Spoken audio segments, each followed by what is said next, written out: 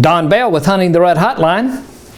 Oh, well, I got through. I'm surprised. You usually don't get through when you talk to people about stuff. I got a question for you. Yes, sir. Hunting scrapes. I know you're doing it during the rut, but are there different kinds of scrapes? I mean, do more than one butt use a scrape, or how does it actually work? Because some of my scrapes look like a herd's been in it. Some of my scrapes just a little old scratch on the ground. That's right. Where are you located at? I'm in North Carolina. I'm central North Carolina, and yeah, I'm ready for these big boys. All right. Well, yes. The answer to your question is yes.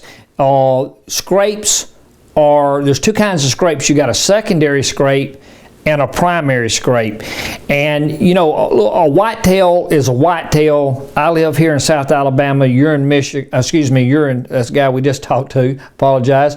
You're actually in North Carolina. A whitetail's a whitetail. Doesn't matter where he's at. He's got three defenses: ears, eyes, and nose. All right. And the first part of the season, the rut's broken into three periods. You got pre, peak, and post rut. And so a secondary scrape is sort of those little scrapes you were just talking about. By any chance, do you turkey hunt? Oh, most definitely. All right. A lot of guys in early season, archery season, which is pre-rut, a lot of hunters will see those little, what's called a secondary scrape, and you'll swear it's where a turkey is scratched or feathered. And I've seen a bunch of that this year. That's right, and normally you're going to see that the first part of the archery season. First thing you do is you'll see rub lines, and then you'll see these little, what the University of Georgia calls a secondary scrape. I call them frustration scrapes. And the reason for it, the reason I call it a frustration scrape is because he's frustrated. He's coming out of velvet. He's biologically in rut. I didn't say there was a doe in, but he is biologically in rut when he sheds velvet. So he's all excited. He's all dressed to go to the prom. Problem is, there ain't no does even thinking about getting dressed to go to the prom because there ain't no does in estrus. So he'll go down that rub line, and he's frustrated, and he may have 2, 3, 5, 10, 15 of those little frustration scrapes all up and down and around that area where he's rubbed. Now, the second kind of scrape is called a secondary scrape. And a secondary scrape is, you can easily tell that, it is always underneath an overhanging limb. Now, if you're not sure, all you got to do is, you brim hunt up there in North Carolina, don't you? Well, brim, bass, catfish, I just do it all. Well, then you know when them old brim go on a bed, you can actually smell them. Oh, yeah. When you know how you can get, especially in a lake or a little eddy in the creek or the river, you can smell them when they go on bed. Well, all you got to do is to stick your head downwind from a primary scrape, and you know that you can tell if he's marked it or not. So the difference between a secondary scrape and a primary scrape is that during pre-rut, he's frustrated, he's hitting it and leaving it. And they tend to be smaller scrapes, and as a general rule, he does not mark them. He's hitting it and leaving it. He's hitting it and leaving it. He's frustrated. He's hitting it and leaving it.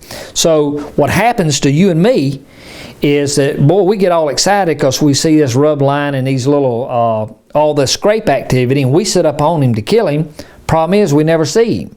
And the reason for it is that he's hitting it and he's leaving it. He's just frustrated. He's not necessarily checking it because he's not marking it. But once that old boy's neck starts swelling, and as we approach the peak of the rut, he's going to designate one of those secondary scrapes as a primary scrape. And I call it a master bedroom. And the reason for that is he's going to mark this scrape. And the way he'll do it, underneath an overhanging limb, he's going to open that old scrape up, and he's going to urinate in it. And it's called rub urination. The way a buck marks a scrape, have you ever seen one mark a scrape? Yes, sir, I sure have. If men were like bucks, every telephone pole up and down the interstate be tore up, wouldn't it? Well, all I can say, if I only had 26 days out of the year to get me a woman, I believe I would.